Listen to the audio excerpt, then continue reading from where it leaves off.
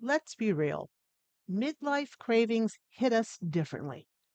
You're standing in the kitchen, it's what, 9:43 p.m., and suddenly only chocolate and chips will do. But is it hunger? Is it a habit? Or maybe, just maybe, it could be hormones. In today's episode of MenoSpark, we're diving deep into the psychology of food cravings, what's driving them, what your body might be asking for, and how to respond in a way that nourishes you, not punishes you.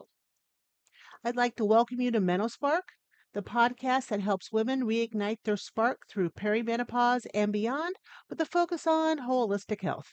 I'm your host, Allie Thies. I'm a board certified sexologist, menopause care provider, integrative wellness coach, and your go to guide for navigating the wild, weird, and wonderful ride that is midlife. If you're new here, welcome. Be sure to hit that follow button so you never miss an episode. And if you're returning, thank you so much for being a part of this amazing community. Additionally, if you're feeling stuck and you want some personalized support to get your energy, libido, maybe your overall wellness back on track, please visit Menopause Wellness and explore my 30-minute integrative wellness consult. It's like a menopause reset button, and who doesn't need one of those?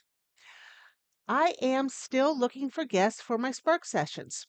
And because of school, I am going through all the submissions thus far. Thank you so much for those of you who have reached out. If you are a person who helps midlife women, or if you are a midlife female and you would like to tell me your story of midlife thus far, please go below into the show's notes and click on the link. Please fill out the form, and I promise that you're in the queue and I will get back to you as soon as I can. So, today, this topic is near and dear to my heart: food cravings, understanding and managing them. I am absolutely horrible when it comes to cravings, or at least I used to be. I'm not so bad anymore. But I used to have a huge, and I mean, we're not talking a little scoop, we're talking a huge scoop of peanut butter every night before I went to bed. Oh, yeah. I had to have it. And sometimes I craved it during the day as well. Um, and I could tell when I was putting on weight by how many scoops of peanut butter I had that day previously. Um, Cravings are horrible, and they really hit us in midlife. But cravings usually aren't really about me picking up a spoonful of peanut butter and eating it. The cravings are usually about something else, and that's the way it is for all of us. So let's dive in and see what in the world our cravings are trying to tell us. So, cravings are not just about willpower. Cravings are not, I repeat, not a sign of weakness. In midlife, cravings become more intense and more emotionally loaded because of several overlapping factors. Our brain chemistry shifts. As estrogen and progesterone decline, so does the regulation of serotonin and dopamine, aka our feel good neurotransmitters. Your brain starts reaching out for quick hits of pleasure, like sugar, salt, and carbs. They all deliver very fast. This is your biology speaking. This is not a character flaw. So the blood sugar swings. Menopausal hormone shifts can destabilize insulin sensitivity, leading to faster blood sugar crashes. When your blood sugar dips, your body panics. Hello, cravings for fast, simple carbs. We also have emotional triggers. Cravings can be a response to boredom, loneliness, stress, or fatigue, not actual hunger. Midlife is filled with invisible pressures. We've got caregiving, career changes, aging parents, identity shifts, libido shifts, right? Food becomes a quick soothe. Your cravings are messengers, not monsters. So, what are they trying to tell you? And are you listening? So, let's decode the craving. What are you really hungry for? Before you reach for that third cookie, and during Girl Scout time, let me tell you, it's really hard for me not to reach for that third cookie. Try pausing to ask, what do I actually need right now? So, salty foods are usually all about stress, adrenal fatigue, and mineral imbalance. Sweet foods, emotional comfort, low serotonin, and an energy crash. Crunchy snacks like, yep, that thought just left me. Thank you, brain fog. So let's go. Crunchy snacks are the substitution for anger, frustration, and the need to release tension. Carbs like bread and pasta, exhaustion, need for grounding, or emotional safety. Sometimes it's less about the food and more about needing touch, connection, or maybe alone time, desiring control in a time of uncertainty, wanting stimulation or excitement in such a autonomous routine. You know, those routines we get into, it's all about, it's really muscle memory. And we're on cruise control in our life. We don't pay attention to any of it. We don't need to because it's the same. And quite frankly, it's boring. Okay. So when a craving hits, ask yourself, am I physically hungry? Is your tummy going rumble, rumble, rumble? All right. How do I feel emotionally now? What just happened to me 30 minutes ago? And what do I wish I could do instead of eat? Again, I'll repeat this mini check in. One, am I physically hungry? Is your tummy rumbling? Two, how do I emotionally feel right now? Three, what happened 30 minutes ago? And four, what do I wish I could do instead of eat? This isn't about shaming the craving. It's all about curiosity over criticism. So, here are some healthy ways to cope without just powering through. Because you know us Gen Xers, we power through everything, right? So, let's talk about what to do instead of white knuckling it or falling into those guilt loops. One, you can do balanced plate eating. You can start with meals that balance protein, healthy fat, fiber, and complex carbs. What this does is it stabilizes your blood sugar and reduces the likelihood of late night scavenging. Do craving delays, but not denials. Give yourself a 5-minute pause when that craving hits. Okay? Sometimes that's enough to disrupt the autopilot. Because if you have a craving, what do you usually do? You usually go right for whatever you're craving, right? Give yourself a 5-minute pause and then see if you can get yourself off that autopilot. You can also use a craving alternative list during this 5-minute pause. Maybe after it passes and you still want something, you get something sweet. Frozen berries, maybe inside Greek yogurt, or just fresh berries. It doesn't have to be frozen. Fresh berries inside with Greek yogurt. Crunchy. Do some air popcorn with a little bit of sea salt. If you're looking for comfort, maybe some warm tea with honey, and give yourself a self hug. I like self hugs. You can do sensory redirection. Cravings are full body experiences. Why don't you engage your other senses? Maybe grab some essential oils like peppermint or grapefruit or cinnamon. Go outside, give yourself a brisk walk, or maybe do some stretching. You can put on music and dance to shift your energy. You can also have emotional outlets. Cravings can be an unmet need. What else could you be doing to fill that gap? Maybe voice note to a friend, writing out what you wish you could say, short breathing or grounding practices. Even 2 minutes of that can help. And for sure, doing a breathing exercise, I like to do inhale for four, 1, 2, 3, 4. You hold it for four, 1, 2, 3, 4, and then you exhale hard for 6. Okay, that helps ground you, and it also happens to soothe your vagus nerve, which calms down the stress and the craving. Okay.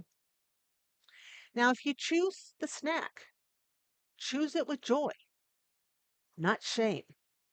Eat it mindfully, taste it, enjoy it, and then move on. You can give yourself a mental mantra. I don't need to earn my food. I deserve nourishment, body, mind, soul. I'll say it again. I don't need to earn my food. I deserve nourishment, body, mind, and soul. So, what works long term? Maybe creating yourself a craving smart life. If you can't out discipline your hormones, you can create a lifestyle that supports craving resilience. So, what can you build into your week? You can do rhythmic eating. Stop skipping meals. Eat within 1 hour of waking. Fuel constantly throughout the day. Eat your meals. All right. Your sleep rituals. Poor sleep increases hunger hormones and decreases safety signals. Prioritize getting 7 to 8 hours with a wind down ritual. Screens off, magnesium, maybe some tea, herbal tea, and journaling. So I could hear someone saying, "What do you mean a wind down ritual?" We all have steps that we do before we fall asleep at night, right?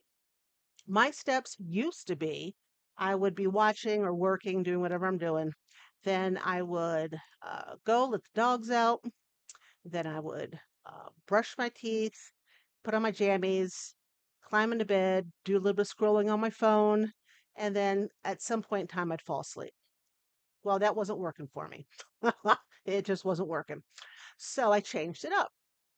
Now I I know it's about an hour before it's time for me to fall asleep. So if I normally go to sleep at midnight, which is usually normal, midnight to 2 a.m., then I start this an hour sooner. All right. I let my dog out because I only have one dog now. Let the dog out. I come up, I make sure all the lights and everything, the doors are locked. I come upstairs. I brush my teeth. I wash my face. I put on my jammies. And then I journal a little bit. Okay, I go back into my office. All my screens are off, my TV's off, everything's off. But I grab my journal and I journal a little bit. Not long. I maybe put a paragraph of how my day went. And then I go in my bedroom and I grab a book and I read 1 to 2 chapters of it. And when I put the book down, I turn off my light and I fall asleep. And I forgot a step in there. Thank you, brain fog. After I let the dogs out, I take my magnesium glycerate, the magnesium with a GY. I take that and then I come upstairs and start everything. You should take your magnesium glycerate about an hour before you fall asleep. So that works great into my schedule. So, dogs, check the house, magnesium glycerate, brush teeth, wash face, get in PJs, journal, read a book, a chapter or two. Then I turn off my light and I fall asleep. And it works. Okay. You've got to create yourself a new normal when it comes to falling asleep. Some people also like to put some lavender essential oil on them, which helps with sleep quite a bit. Other people have maybe an essential oil diffuser in their bedroom that they kick on at night to help them sleep and help with hot flashes. But you've got to come up with something new. All right. And it's also good if you track your cravings. Create a craving journal for 7 days. What time are you triggered? Okay. What triggered the craving? There's always a trigger. Okay. What triggered the craving? What did you eat or do because of that trigger? How did you feel after you did or did not do something? Patterns, I promise, will emerge, and those patterns will help you prepare instead of react. Instead of going on the defense, we want you to go on the offense. And cravings aren't bad. You're not a bad person, okay? This is a normal part of midlife. Speak to yourself the way you would speak to a friend in the same moment. Why don't you create yourself a comfort menu of 5 things that nourish you emotionally that are not food? Keep it posted on your refrigerator or maybe saved to your phone. This comfort menu of 5 things that aren't food, it could, like for myself, it could be petting one of the animals.